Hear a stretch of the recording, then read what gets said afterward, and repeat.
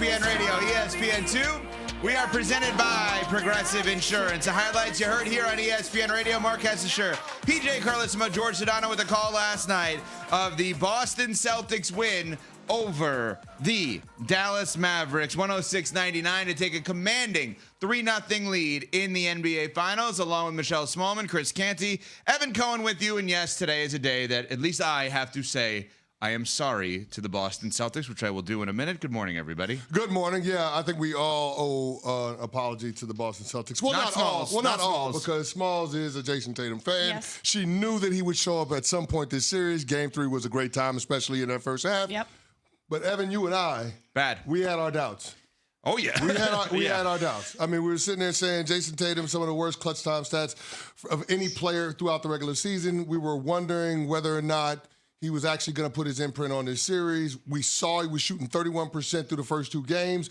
Last time he was in the NBA Finals, shooting 36% from the field. But last night, he showed up and showed out in a really big way. And you got to doff your cap to Tatum, Brown, and the rest of the Celtics, because in a game where you knew that the Dallas Mavericks were going to come out with all kinds of emotion, they were able to survive that early wave of energy, and then they were able to punch back at the start of that third quarter. And to me, the coup de grace for the Boston Celtics is what they did in the final 4 minutes of that game in clutch time. This is a team that has really grown up, and the irony of that is George Sedano, who was doing the reporting in last night's game for our ESPN radio broadcast, he actually said that he heard Jaylen Brown tell the rest of the Celtics during a timeout in the final 5 minutes, this is where we grow up. Mm-hmm. And you actually saw it. The Boston Celtics right now, this postseason, are 6-0 in clutch time games. So games that are within 5 in the final 5 minutes, the Boston Celtics are undefeated. They've got 6 wins, and I think you have to attribute that to the maturity of everybody involved on that team, but specifically the tandem of Tatum and Brown. Yes, we have seen them grow in real time, and they've arrived at this inflection point where it just feels like their time. They're proving that it is. But heading into these playoffs, based on what we saw from them during the regular season, it did feel like they finally arrived at that point and that we did see the maturity of this duo. But more than anything, the Boston Celtics are just a better team. It doesn't matter what is thrown at them. They find a way to adjust, and they find a way to survive and win the game. So much of the conversation point around the Celtics in these playoffs was that they hadn't really played competition that we felt worthy of them and that we felt like we could really point to and say, oh, wow, they beat X team with X player playing a certain type of way. So we believe in them. And I understand why we had that thought process, because the Boston Celtics have let us down in the past, in the playoffs. But they are proving that it doesn't matter what opponent was going to be thrown their way, what star got hot at the right time, that this is the best team in the NBA. No doubt. And I was wrong. I was dead wrong about this team all year. I thought they were a regular season great team that would struggle in the playoffs, and I was wrong about them. I thought they did not have that nasty, that grimy, that fight to win a championship. I was dead wrong. I'm sorry about this, because this team is 1 win away from going 80-20 combined this year. Yeah. 80-20 from sweeping the Dallas Mavericks, from going 16-2 in the postseason. You know why I thought they didn't have the grimy and the nasty? Because they didn't need it. That's what I was mistaken about. They never needed that 1-point game to have somebody beat up the other guy, whatever it is. They didn't need that. They are so much better than everyone else. And the thing that is amazing about them is that they just don't have players with deficiencies on either side of the ball. We saw it last night, and we'll get into it, how bad Luka is defensively. The top 6 players in the Boston Celtics, when Porzingis is healthy, both are good on offense and defense. Mm-hmm. Like, that sounds like, oh, of course. But that's not actually what happens on most teams in the NBA. Oh, this is our offensive guy. This is our defensive guy. I was dead wrong. They have the best players. Their coach has been phenomenal. Brad Stevens put together a great team that Danny Ainge started, that he finished off. I've been dead wrong about this team. They are clearly the best team in the NBA, and I apologize to the Celtics and the Celtics fans. That all said, that doesn't mean that Jayson Tatum is the face of the NBA. It means that he is a great player. No, right, he's exactly. not even the face of his team. Correct. Jaylen Brown has proven to be the guy now. And by the way, when you have the guy and Jayson Tatum, that's why you're going to win a championship, because they're both elite, 1A top star players that do not feel like it's a versus. They just feel like it's an end. It feels like a tied for first.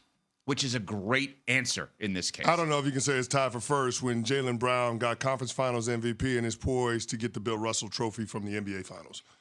I don't know that you can say it's tied for first when Jaylen Brown scores, 24 of his 30 points in the second half, along with 5 rebounds, 3 assists, and only 1 turnover, and including that emphatic dunk at the end of the third quarter that set the tone for what the Celtics were going to be. Jaylen Brown has taken that next step as a player. Remember, going back to last year's conference finals, the big knock on Jaylen Brown and Jayson Tatum, they couldn't beat defenses off the bounce, right? Yeah. It was 3-pointers, it was dunks, and not a whole lot in between. Well, last night you saw that in between for Jaylen Brown. Literally, the pull-up game, the mid-range, down the stretch. He knocks down a 20-footer, then you're saying, okay, that's the shot that the Boston Celtics need when the offense breaks down, when they're not necessarily getting the ball movement. Who's a guy that can get a bucket? And it's been Jaylen Brown throughout the entirety of the postseason, especially when the moment is the biggest. And so I think that is the evolution of the Boston Celtics when it comes to what they are on the court. It is Jaylen Brown and Jayson Tatum, but specifically Brown being able to grow his game in a way that translates to his team being able to have success, being able to rely on him once we get to this stage of the playoffs and you're going up against other really good teams. If you think about the way this game went, there were a lot of games kind of within the game. I mean, Dallas was up 25-12 right off the bat. Boston closed that first quarter in an 18-6 run. It was 51-50. Shout out to MGK. Good song. At half, Kyrie Is that a jar? No, that was a good one. That was a good one. No, that's an MGK song. Okay, 51-50. But at 51-50 Dallas at the half. And at that point, I had the feeling, I'm not sure how you guys felt, like the fact that Boston is in this game and they're down 1 after Dallas was up 25-12 is a major problem for Dallas, because then in the third quarter, Boston outscored them 35-19. They were up 85-70 in that third quarter. But then Dallas all of a sudden came alive. 22-2 run to cut it to a 1-point game at one point. And Derek White had a huge three, I thought, late in the game to go up 98-92 and create that separation. Did he call glass? I don't know that he called glass on it. But Derek White, again, it sounds so stupid, but it is real. They have guys that are good on both offense and defense. We use a term in the NBA, and we've talked about it on our show. Oh, so-and-so is a really good two-way player. Think about how dumb that term actually is. A two-way player should be reserved for the NFL when you're talking about Deion Sanders back in the day, because he's doing something abnormal.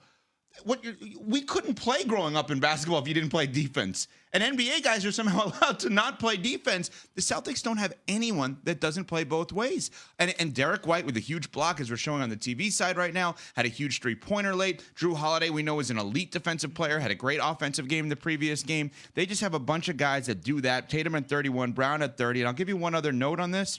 I thought that Sam Hauser actually gave the Celtics a little bit of a lift here. Without Porzingis. Who knew? Evan Cohen, a big Sam Hauser guy. Yes. Big Sam Hauser guy. What? Really? I'm just joking. Really? I mean, wow. Wow. Sam Hauser. Wow. Okay. All right. I see where we're going. Here. Okay. So, per Cece, my big takeaways. Peyton Pritchard, Sam Hauser. Yeah. That's how you build a championship team. I thought, That's it. Well, the Celtics have done it that way. That's true. Sure. That is true. Back to you. I'm not even touching this anymore. I'm going to go too far if I continue this. But yeah, Sam Hauser actually had a really good game. Yeah. Yeah. No. And I think it's worth bringing up because it's not about the dynamic duo. They've had those guys around Boston for a really long time. It's the pieces around them, right? It's getting Drew Holiday in a trade. This